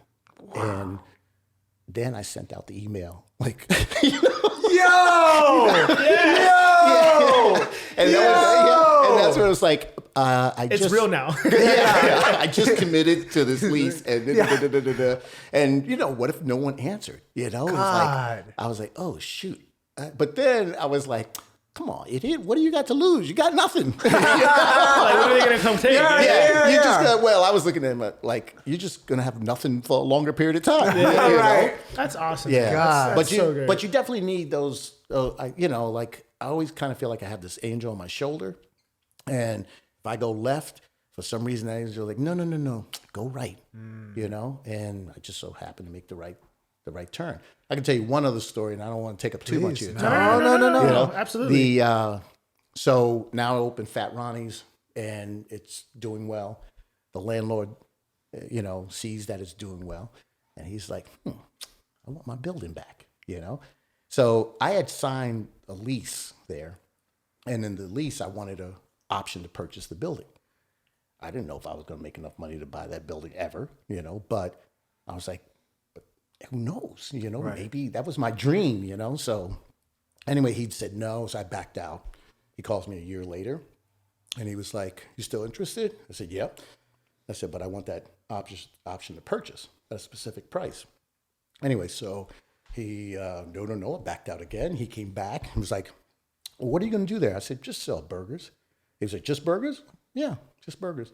And I know in his head, he was like, well, there's no way he's going to pay, because I was paying like extraordinary rent there, And he said, no way he's going to pay this rent. Message. Yeah. Right. And in my head, it's sort of believing in yourself. Yeah. And I was like, I know I can do this. I know I can do this, So getting to the point, started become successful, exercised my option to purchase the building. He was like, you don't have an option to purchase. And I was like, well, good. We didn't write this on a napkin. This was a legal contract. Right. I mean, I had to wind up suing him, Right. and then he wound up signing. Well, he wound up being forced to sign. Right. And then he's like, well, but I'm dying in 3 months, so you're going to have to wait till I die, And so he was dying of pancreatic cancer.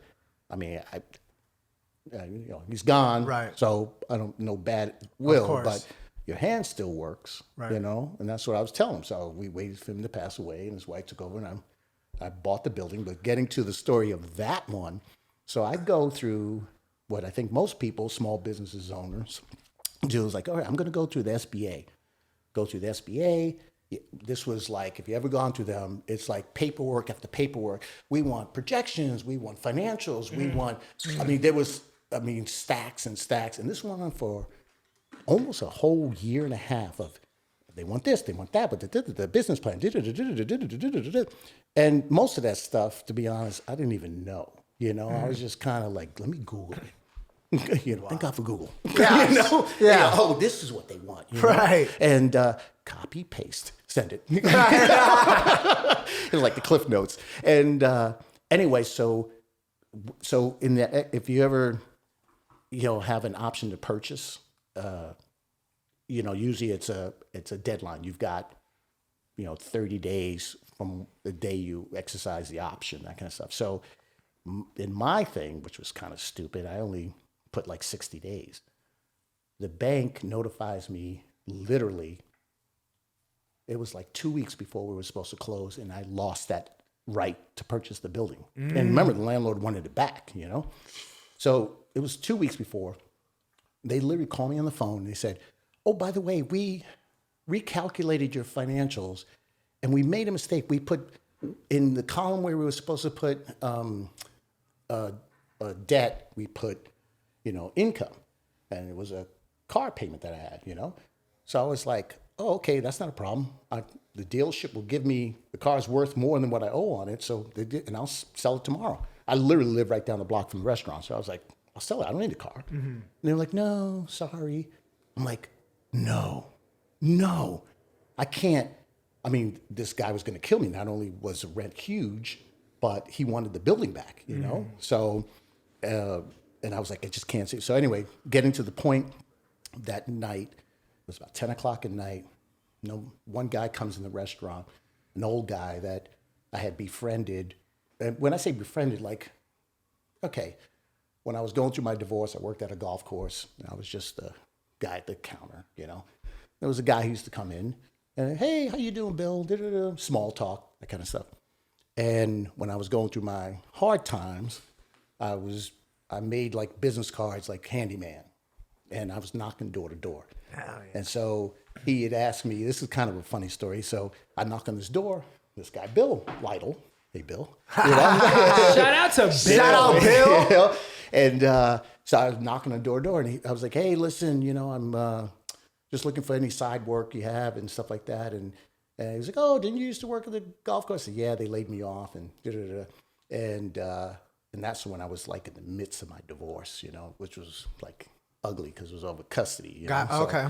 Anyway, so he said, do you know how to shingle? And I was like, yeah, of course. I never had a shingle up in my life. I don't know what shingles are. I don't know what that That's is. a medical condition, bro. Once again, my bad. Thank God for Google. But it's a true story. I didn't know, and I just told him, yeah. Getting to the point, so when I was doing the shingling, he would just stand outside and watch me, and we would chat, and this is where kind of like, it was kind of nice having a little gift for gab. And, I was going through my whole backstory when I was a kid, and my relationship with my father, like real personal stuff. But I remember him telling me this story one time about his childhood. And then he wound up doing something for small businesses and finding funding. Literally fast forward 3 years later, he walks in my restaurant after I just hear back from the SBA where they're backing out. I got 2 weeks to close on this deal, to buy this place or I lose it forever, And he walks in the restaurant, and something in the back of my head, remember that conversation for some reason, like, hey, Bill, you remember when I was shingling your house? Remember you told me some story, you did something for small businesses and funding and stuff like that? He was like, yeah, I worked for blah, blah, blah, blah, blah. He said, right. And then I was like, I said, listen, I exercised my option to purchase this building. The SBA just notified me today that they're backing out of it, and I don't know where to turn. And so do you know any companies like that? Because he was retired by then. Do you know any companies like that I can call? And he said, I don't know. Let me see. It's late. Let me sleep on it, and I'll call you in the morning. No, he's not going to call me. Right, that's what I would do. So, yeah. Right. And so... Because we're from Miami. Yeah, exactly. Like, oh, so I'm never going to hear from you again. But he literally calls me 9 a.m. in the morning. Oh, wow. And this is... I'm going to try to do the conversation verbatim. Hey, Ronnie, how you doing? Hey, how you doing, Bill? Listen, I got 10 guys here who want to put up the money for you to buy the building. And I was like, what'd you say? It was like, what'd you say, Willis? Yeah, what? Said, what? He said, I got 10 guys here who want to put up the money for you to buy the building. And I was like, I remember started crying, like, you kidding me, right? He's like, no, I'm serious. Like, okay, we'll figure out the details. I can't tell you who the guys are now. They want to be anonymous. Okay. And but we'll get lawyers together and draft up this agreement. And that was that, and I wound up purchasing the building. Wow. And you own the building. And I own the building, Wow. And that was, and the mortgage is a third of what the rent was. So it was like, wow. yeah. So that was just one of those blessings, like, oh my God, if I weren't there, I mean, it would have been there anyway, but if he didn't walk in at that time, and not on that day, it was like, holy shit. And then the guys that he put together, I mean, unbeknownst to me, they were like, some of them guys. They were like the head of Massport in Massachusetts, the head of Logan Airport. I mean, it was like all these big wig guys. The former assistant attorney general under Bush. It was like, shout out guys. And it was 10 black businessmen. Wow. Most were retired who didn't know me, but just on the strength that the Bill knew you. Yeah. And from that little conversation. So, always be nice to strangers because you just never know. I feel like we got to say this so everybody in the world understands. I think like hearing it, it's like, okay, do you understand that like now your story is going to be able to tell other people about like what's possible just with a little bit of effort if you try. Right. So like, I think for you, you're looking at it and saying like, this is what happened to me. Right. But that story is amazing, man. It is. That truly, truly is a blessing. And one of my favorite, cause I'm really into music. One of my favorite lyrics, it says, it takes a lot just to get a little, you know what I mean? So like to move the needle just a little bit takes a Herculean amount of effort. Right. So to see and meet someone that's kind of fought through these adverse times and kind of, building something from scratch and doing it because you learned it as a child, dude, that's awesome. Like, I feel like we're going to like put this all and package it up and ship it out into the world. And other people are just going to be able to hear this story and people just never would have known because there's so many times that like you think that you're crazy. Right. When you're trying to start something from scratch, people don't congratulate you until it's finished. Right. Nobody cares until you've done it. Right. So like, or they don't support. Yeah, they don't start buying your shit until you've already quote unquote made it. Until you made it. No, yes, and I'm telling you, when you asked earlier about, I'm sorry, I keep going back to the. No, but please I'm reflecting, do. It's like I never forget because you had just said about like. How did you, when the business was getting popular and lines out the door, like how, it was getting busier because literally the people who like gave me no credit were now like, oh shit, that's the guy.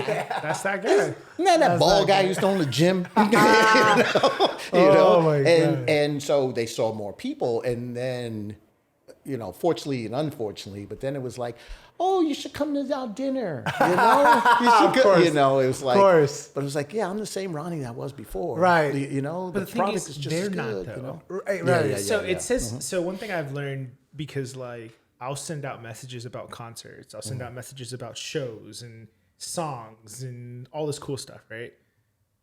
Unread. And then now it's starting, now that other people are starting to kind of come up about it, they're just like, oh man, yeah, man, that's my boy. Oh yeah, I know him, bruh.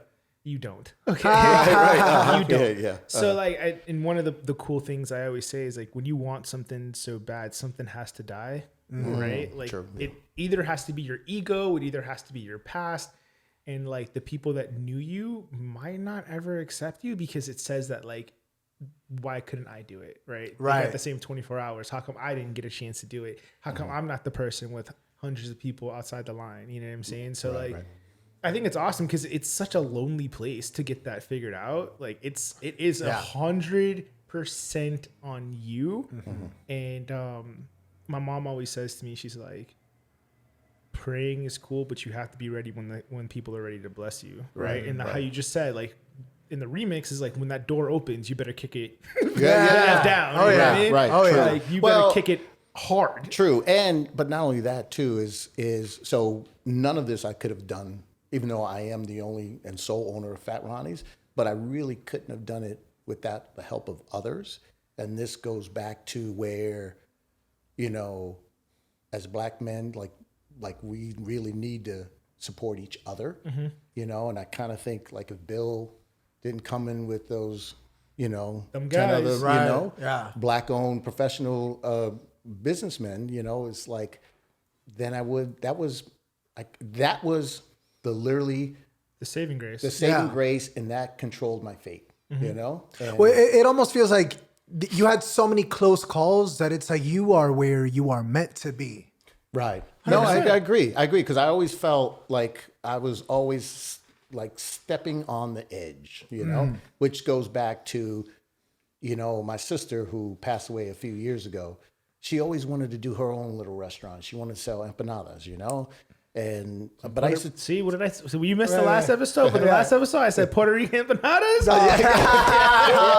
yeah. Am I lying? I'm not lying. Look, I'm from Argentina. I've never had Puerto Rican empanadas. I'm very biased, you know what I'm saying? Because we got empanadas. Right, we do baked more than fried, but I told him, we had the conversation. I said, Yeah. look, I went to Argentina and I had never had baked empanadas because all my friends growing up were Dominican or Puerto Rican. Right. So it's Right. fine. So Yeah. like all I grease in had, there. all I had, like I literally saw like the fork with the water, flip it all over. Yeah, all yep. that. It was like, anyway, I didn't mean, you just struck a nerve. You know what I mean? Yeah, no. But that goes to where, you know, so she passed away without living her dream. And because she was never stepping on that edge, you know, it was always like, you know, well, if a place kind of came to me, you know, if someone took my hand and helped me like where to go and what to do, and, you know, and nobody's going to help you if you don't help yourself. And if you don't, and then she was always afraid. Like I remember one time I found this location, small little spot, and I'm like, listen, you know, I think the rent here is affordable. I'll kind of give you some money to help you get started and stuff like that. And she was afraid, like, what if I can't pay the rent? What if you, that fear will kill you. You know what I mean? Fear is crippling. It Yeah, is. man. It is. It is. And so you have to be a little bit, I'm trying to think of the former Johnson, I saw him in an interview, the former owner of BET or the founder of BET. Okay, yeah. Bob Johnson, yeah. And someone had asked him, like, what's sort of that common denominator between successful, or what does he contribute to his success? And it was like, he said, you know, I forget verbatim, but basically you have to, you know, take those risks and you have to put yourself out there. If you really believe in yourself, you know, you have to take those risks. And this is what he said. Okay, verbatim. He said, you have to feel like you're confident. You know, you have to believe in your confidence. And I think that's what it really is. Like if someone said, Ronnie, you think you can be president? I'd be like, yeah. Well, you did have the Ronnie's burger. Yeah, you know what I'm saying? We did. You know what I'm saying? If anything, you can call your homie B, give you some pointers. You know what I'm saying? Hey, B, what you gonna do? Put me on the ticket. I know you got a guy. Yeah. But I mean, if you have that confidence and you just believe in yourself, you know, and I don't know how you get that confidence. I'm not a psychiatrist, but I just think if you really believe in yourself, that other people will believe in you. And I mean, that's how those weird, you know, No, people, it's 100%. It rubs off. It really does rub off. Yeah. It's called, like, I always call, my pseudonym for it is called blind confidence, right? So like the reason why we like athletes and people like that is not because of the action. It's because they've made us believe that they are this great. Right. And so you don't know what it is to like not be great. So like, it's like, okay, well, even if I don't have it figured out, I'm going to do it. Right. So like you said that the shingling? Is it Shingling, yeah. Not shingles. Shingling, Yeah. You didn't know what it was, but it didn't stop you from knowing that you could be great at it. It didn't stop you from knowing that like I could do it, right? Given enough time, I'm about to be a professional. Yeah. Right. Yeah. Right. And that's one of the things. It's like sometimes you have to say yes, even when it scares you. Right. When I talk to people, I was an athlete growing up, and when I talk to people that are interested in like really trying to grind it out or be in a sport or anything like that, I'm like, look, it's a lonely place. The struggle is going to be super real, but you're going to have to believe in it way more than anything else. Right. Mm-hmm. Like you've just got to know that I can do it. And then if the point comes where someone proves otherwise, okay, let's remix it. Right. There is no failing. It's just different levels of learning or trying to figure it out. Right. So like that, I think that you're like the embodiment of, you know, what the human spirit is capable of if you like put it in its right, you know, place or whatever. So I think that's awesome.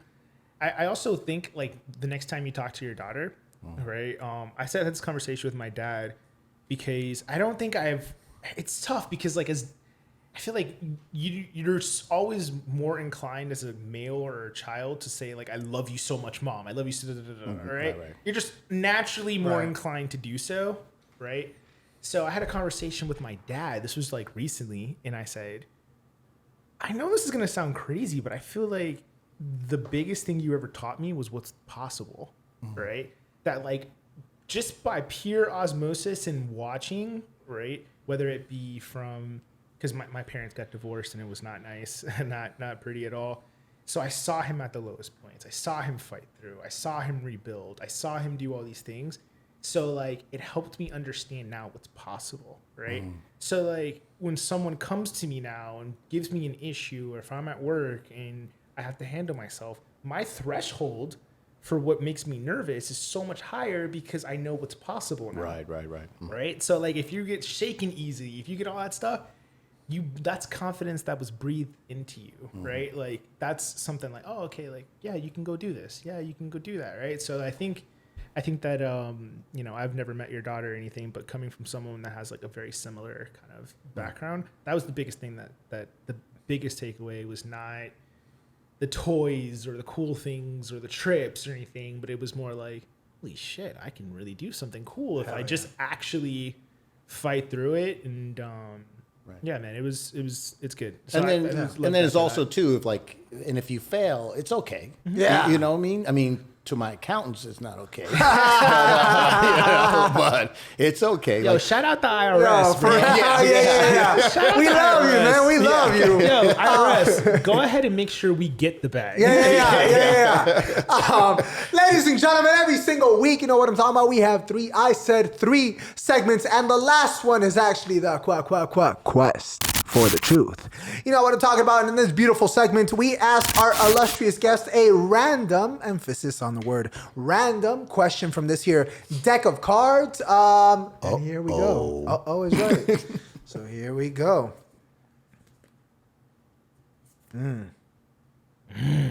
Okay. No, I have never been a member of the Communist Party. Yo, shout out to the IRS. Shout out to the U.S. government. Shout out to Putin. Shout out Putin. Shout out Witness Protection. Shout out the whole squad. You know what I mean?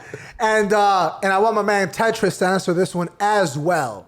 Let's go. All right, let's start with the man of the hour, Fat Ronnie. How do you know when you've reached your goals, and how do you celebrate?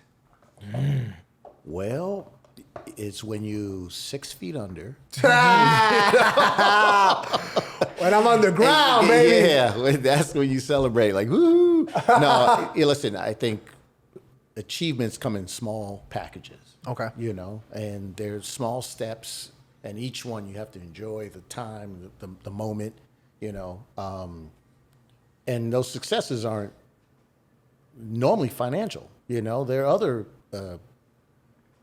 achievements that you make in those little steps along, whether that's learning more about yourself or whatever. I mean, for me, you know, speaking of my daughters, like when I think about her, like I feel proud of her and what I created. What you he know did, what I mean? of course. What he did. He didn't want to say it, but what he did. Of course. We'll say it for him. We'll say it for him. You know what I'm saying? And I'm not just talking just the action. No, I'm just saying I had what I created. You know? Yeah. And I feel like that's, as of now, my biggest achievement. You know, that because she's a great person, great personality, honest person. You know, she's a good kid. Right. You know what I mean? And then Fat Ronnie's probably would be second, because I kind of feel like, I worked my ass off to get to that point. Yeah, you know? something. I mean, don't get me wrong. I'll be in full disclosure. You know, I'll be honest. The Miami one is you know, hemorrhaging. You know, but we're getting better. We're losing less blood every day. You know. Yeah. So But it's one of those things where, like my accountant said, you know what? I don't know if this is going to be a good outcome. And I'm like, but I know it's going to work. I know it's going to work. It's got to work. You know what I mean? And for me, I just believe if you just work really hard and keep, like we added the salads, we added the egg, this kind of stuff. And, even things like, this interview here, those little things help, and unfortunately I opened at a bad time, but I feel confident in myself that I can overcome it. You know what I mean? Absolutely. And 100%. I feel so confident in my product. Is like, if I had a bad product or okay product, then I'd be like, That's extraordinary. Yeah, but I kind of think like, no, the product speaks for itself. I just have to work my ass off. I have really hard, and trust me, it's gonna get to like the one in the vineyard. It's going to. I believe it. I believe it. I do. Shit. I believe it. Please, you know what I'm saying? Before we wrap up, Wait, did I just I just want to say, please check them out. Check them out. Let them know we sent you. Go in there. Let them know Midnight in Miami sent you. You know what I'm saying? Check them out. You see all that good stuff on the screen. Tetris, talk to us. When you order, make sure you get the Obama special. It's important. It's important. 5 cents of every burger that's sold over 1 million goes to our campaign fund. There you go. So just five? Over 1 million. Over 1 million. Once You know it what gets I'm 1 saying? million, Once then it it's gets a like, all million. right, cool, I'll give you a Yeah, little yeah. ting. Extra little bit of that. But yeah, Tetris, talk to us. How do you define, what was it, success, and how do you celebrate how do you, it's in the middle. So you said it was, how do I define success? Success, and then when you do, how do you celebrate it? How do I define success? So it's about doing the little things consistently, right? I always feel like it's about the process. Like you kind of got to just fall in love with the process, not the destination. But if I had to, I would say that the most important thing to me when I do something cool or I accomplish something, actually I can do a humble brag. I actually what is it? We're now at like 5,000 listeners on Spotify. So that's like a big time difference than what it was a couple months ago. That's what I'm talking about. Like, we just booked a movie finally. Okay, all right. We out here working. You know what I mean? Working. They're picking up some of the music and some cool stuff. And I think like, I just have allowed myself those moments to be like, all right, cool. Like this is just more gas for the fuel and the gas in the gas tank. Right. So it's like, growing up, my dad used to say like, don't have a finish line because it always changes. You know what I'm saying? Yeah. So like, So true. don't fall in love with your result that you forget to do the work. You know what I'm saying? It's kind of like a math problem. It's like, make sure you do the work because in the end, it'll always work out. So like, his favorite quote, which I thought was like his quote, and then it turned out that it wasn't his quote, and I was like, you betrayed me, sir. You betrayed me in all your dad wisdom, me thinking that all this time that you're the one who came up with this. The author of this bar. Right? And he Meanwhile, said, it was Maya Angelou. I was like, what the hell, man? Right. You could have picked somebody I was never going to figure out. Edgar Allan Poe. He goes, I'll never forget this. He was in my room. He's like, hey, the dictionary is the only place success comes before work. Ooh. I was like, damn, that is great. God. Even I had to think about that. Yeah, it's like, wow. Yeah, there's Not layers. It's not Gregory Owen Sr. It's not, it is Vince Lombardi, the most famous football coach on the planet. Close enough, you know? Close enough. But yeah, that's kind of how I celebrate, just trying to get a little bit better. Before we close, it's important. I feel like we ask this question. Please do. Today's Super Bowl Sunday. Yes, it is. Who do you got? Who you got winning? Go ahead. I've got the Bengrams. Nice. You're split, nice. huh? Nice. You're split, I huh? like it. I got the Bengrams. I like it. I like it. They're gonna win. Oh my God. I'm gonna go with surprise choice. I think it's gonna be the Dolphins. I think one team is gonna get eliminated. Gonna win. No. I think one of the teams is gonna be DQ'd, and then they're gonna be like, we need a last minute replacement. The Dolphins just come through. Yeah, I like yeah. that. If there's anyone that's down for that, it's be the Dolphins. As a lifetime Dolphins fan. The reason... I want the underdog, the Bengals. I mean, come on. Like, here's the thing. I'm a big Florida State fan, and there's like 6 people on the starting lineup of the Rams? That are, Oh shit. Okay. that are Florida State alumni. A couple Gotcha. people I had class with. Oh So, shit. Nice. With that being said, I'm not rooting for them, so I'm convinced I'm the bad luck guy. Like For real? Yeah, like every team I ever root for, they always lose. So instead of picking the team that I'm not picking, that I really want to win, I'm just gonna pick the Bengals because like it would be cool to see like a new team randomly, and they haven't been to the playoffs or haven't won a playoff game in like 30 years, and then that year they won the Super Bowl. That's crazy. I feel like they're like the Kansas City Royals who like won the World Series a couple years ago. Right. Who like no one expected them. They At were all. all that good, and then like now they're Yeah. here. Now they're here. Yeah, so that's my pick. I'm picking the Bengals. All right. Respect. Okay, I've got. All right, so I had to cheat because for my little joke, I had to cheat. So anyway, so here's what I think was going to happen. Okay. Just before kickoff, Okay. the coach from the Rams is going to come down with some serious medical issues. I mean, living and stuff. Okay. And then they're going to get Brian Flores to kind of, call him up. Yo, coach, I know they fired you from the Dolphins, but we need a backup.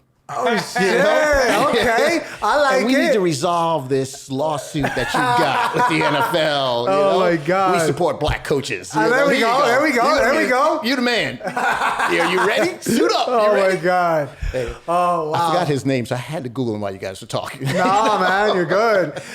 Before we start wrapping up this fantastic episode that we have had today, I do want to know, talk to us a little bit about social media in regards to what has been the most powerful medium for you to get your name across. Has it been word of mouth, social media? Has it been more traditional forms of PR, I guess, whether it be like street or flyers or that sort of thing? What's been working the best for you?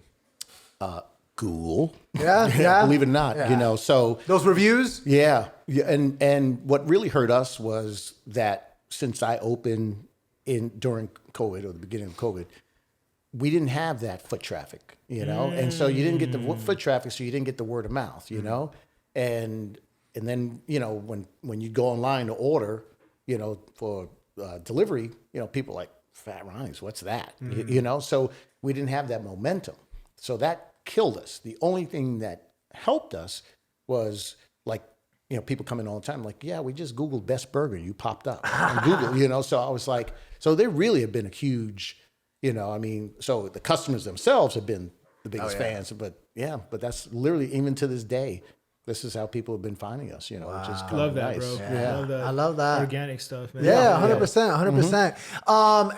And again, before we wrap up, what's been, I guess, we briefly spoke about it when I stopped by the restaurant, but from your perspective, from your point of view, talk to us a little bit about delivery. We talked about the hurdles that come along with delivery. Yeah, well, I mean, most people don't know, but when you order delivery from, Uber, Grubhub, one of those, they take literally over 30% of your revenue, Which is your margin, which a lot well, of times it's close. more than what I make off the Wow. burger, So basically, it's okay. I'm paying you to take my food, So the first few months we were open, we didn't even do delivery because I was like, listen, I'm burning so much cash right now, like I can't afford to give away the burger for free and then pay you to take it for free, Right. And that's what it was.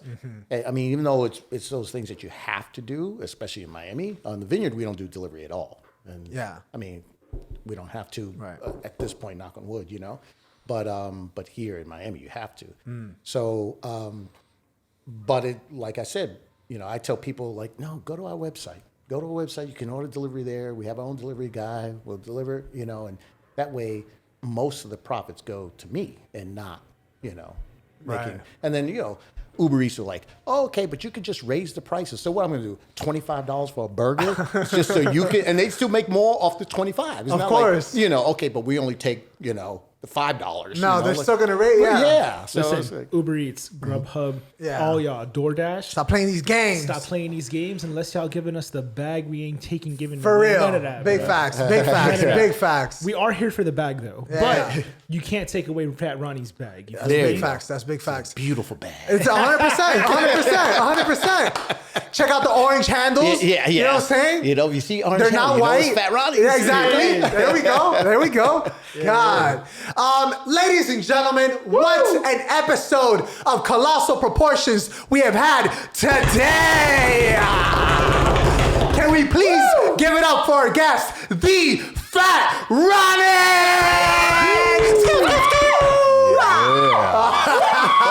But there's like bras being thrown over here. I always feel like I have on? to have a deep voice. Right? Fat Ronnie in the house. You know? God. Oh my God.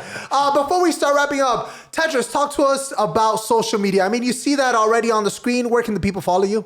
You can follow me everywhere like the air king _Tetris, Mr.